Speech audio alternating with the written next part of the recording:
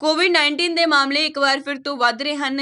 ਨਵੇਂ ਜਾਰੀ ਹੋਏ ਅੰਕੜਿਆਂ ਦੇ ਮੁਤਾਬਕ ਪਿਛਲੇ 2 ਹਫ਼ਤਿਆਂ ਦੇ ਵਿੱਚ ਓਨਟਾਰੀਓ 'ਚ ਮਰੀਜ਼ਾਂ ਦੀ ਗਿਣਤੀ ਦੁੱਗਣੀ ਤੋਂ ਵੱਧ ਹੋ ਗਈ ਹੈ। ਪਰ ICU ਦੇ ਨੰਬਰ ਅਤੇ ਸਟੇਟ ਕੈਨੇਡਾ ਦੀ ਰਿਪੋਰਟ ਦੇ ਅਨੁਸਾਰ ਪਿਛਲੇ ਸਾਲ ਜਨਵਰੀ 2022 ਦੇ ਤੀਜੇ ਹਫ਼ਤੇ ਦੇ ਵਿੱਚ ਕੋਵਿਡ ਕਾਰਨ ਮਹਾਮਾਰੀ ਦੀ ਸ਼ੁਰੂਆਤ ਤੋਂ ਲੈ ਕੇ ਹੁਣ ਤੱਕ ਸਭ ਤੋਂ ਵੱਧ ਮੌਤਾਂ ਹੋਈਆਂ, ਜਿਸ ਸੰਬੰਧੀ WHO ਵੱਲੋਂ ਇੱਕ ਵਾਰ ਫਿਰ ਚਿੰਤਾ ਪ੍ਰਗਟ ਕੀਤੀ ਗਈ ਹੈ। XBB.1.5 We urge all countries now experiencing intense transmission to increase sequencing and to share those sequences.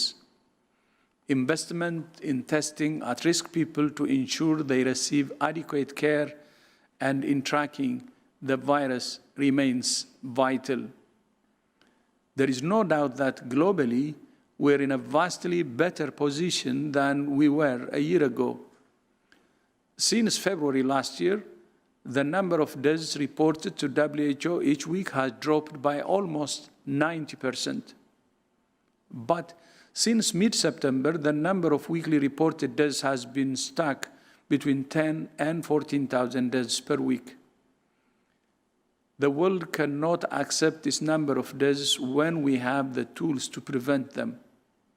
Last week, almost 11,500 deaths were reported to WHO, about 40% from the Americas, 30% from Europe, and 30% from the Western Pacific region. However, this number is almost certainly an underestimate given the underreporting of COVID-related deaths in China. Most of those dying are at-risk groups, including older people. During the last 6 months of last year, people aged 65 or over accounted for almost 90% of all reported deaths. But once again, the data we receive from countries is inadequate to give us a clear picture of who is dying and why. Only 53 out of 194 countries provide data on deaths that are disaggregated by age and sex.